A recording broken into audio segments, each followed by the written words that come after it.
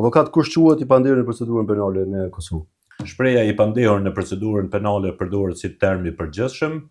ku të gjithë personat e dyshuar, të akuzuar apo dhe të dënuar quhen të pandehur gjatë procedurës penale. Cilat janë të drejtat e një personi të privuar nga liria? Personat e privuar nga liria kanë një sër të drejtash, duke filluar nga e drejta për të njoftuar lidhur me akuzat për të cilat është i dyshuar, të drejten për përzgjedhjen e avokatit, të drejten për të njoftuar familjarët e tij, të drejten për përkthyes, të drejten për të mos u deklaruar dhe mos të inkriminuar vetveten apo familjarët e tij gjatë procedurës penale. Gjithashtu ka edhe të drejta tjera të cilat parashihen në bazë të kodit të procedurës penale. Sa është koha ndaj të cilit duhet të merret vendim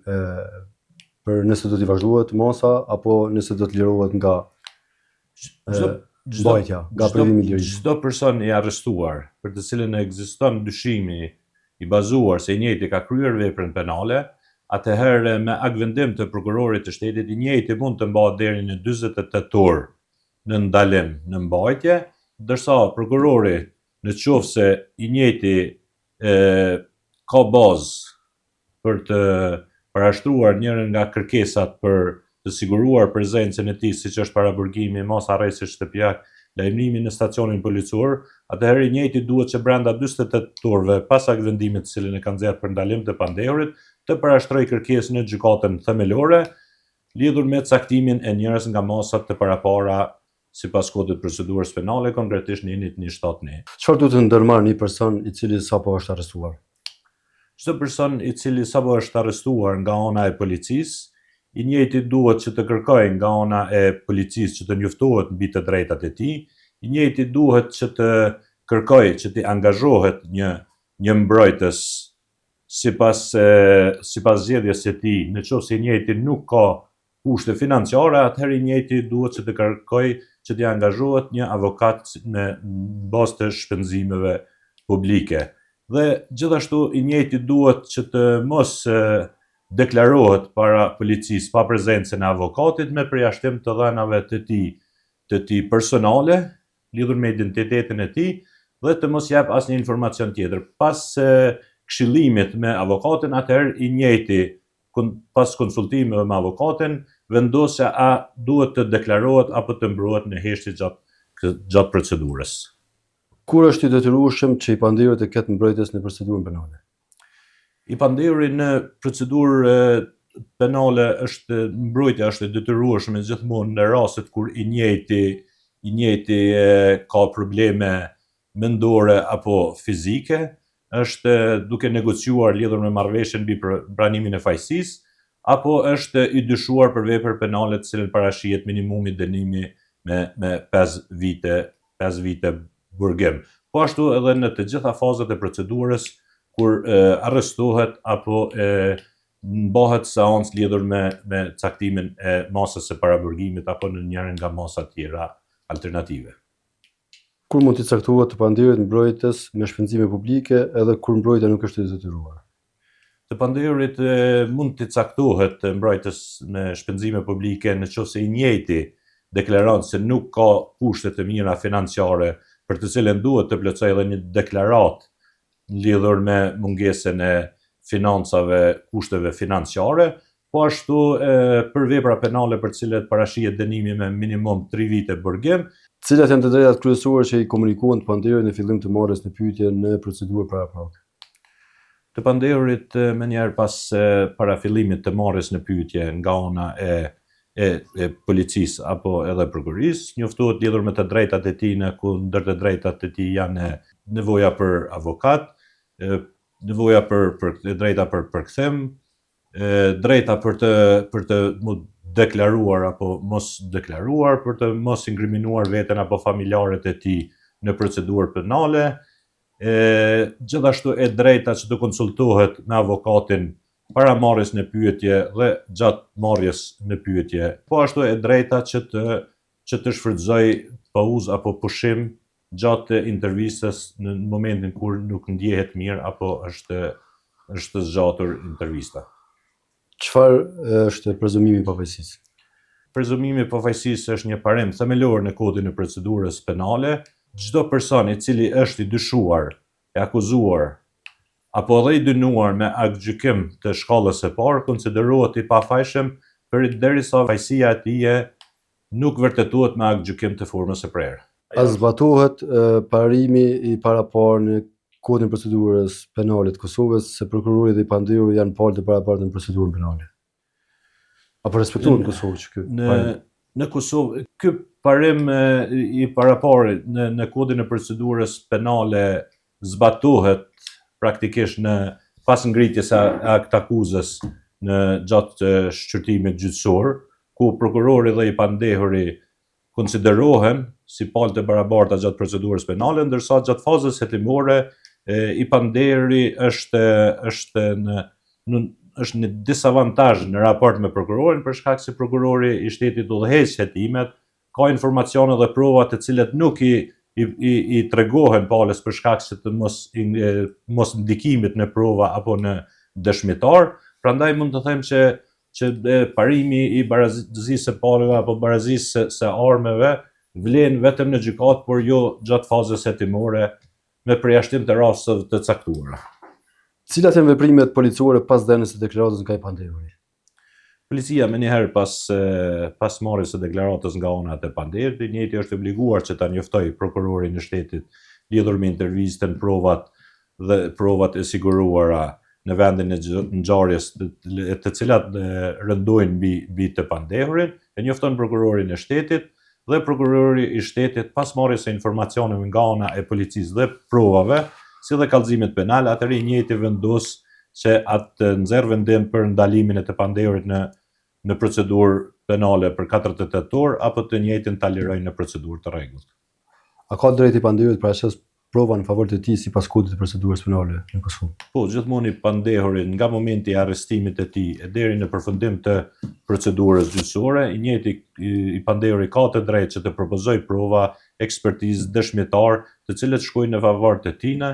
dhe të cilat duhet të merren parasysh nga ana e prokurorit. Në qoftë se prokurori refuzon që të pranojë provat apo e propozuara nga ana e të pandehurit, atëherë i njëjti ka të drejtë që të parashtrojë ankesë të gjyqtari procedurës paraprake lidhur me vendimin për refuzimin e ndonjë propozimi konkret nga ana e të pandehurit.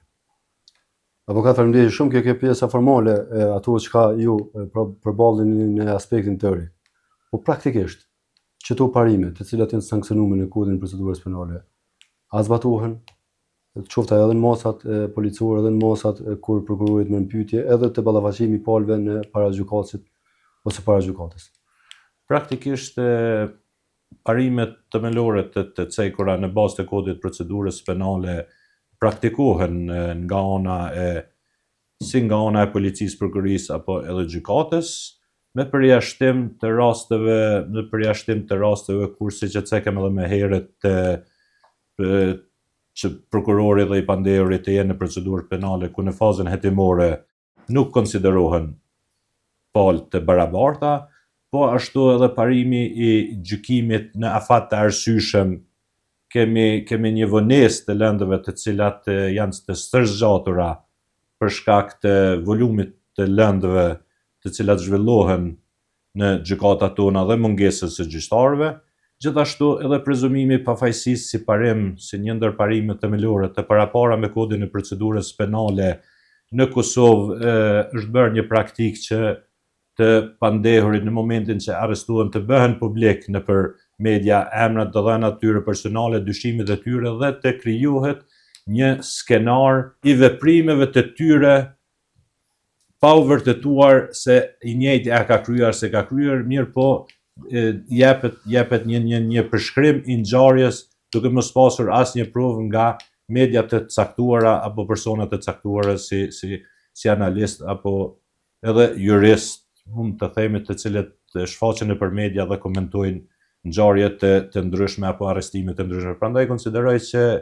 që në këto raste prezumimi i pafajësisë nuk ka ndonjë vlerë, pavarësisht edhe nëse i njëjti shpallet i pafajshëm me aktgjykim të formës së prerë, i njëjti vetëm është gjykuar publikisht dhe nuk ka as vendim gjyqësor, as çmim që mund të kompenzojë atë person imazhin që ka dëmtuar publikun. Imazhin edhe dëmin i cili është shkaktuar. Po të me dalë që na për te kësaj që na gjykon publiku, se cilin pandehur që e prevon galeria, policia ose prokurori ose deri sa të merr vendimin, ja bën gjykimin publiku. Qoftë ajo me shprehjet tashmë të njohura kriminal, hajn, i korruptuar të tjera me radhë. Po ju personalisht në raport me policinë e Kosovës, në raport me prokurorin e shtetit, kur jeni duke mbrojtur një të pandehur, çush është disponimi i komunikimit tyne me pjesën e avokatëve si një segment jashtëzakonshëm në mbrojtjen e drejtës në procedurën penale? Komunikimi me hetuesit policor, po ashtu edhe me prokurorin është një komunikim korrekt sa i përket pjesës mbrojtës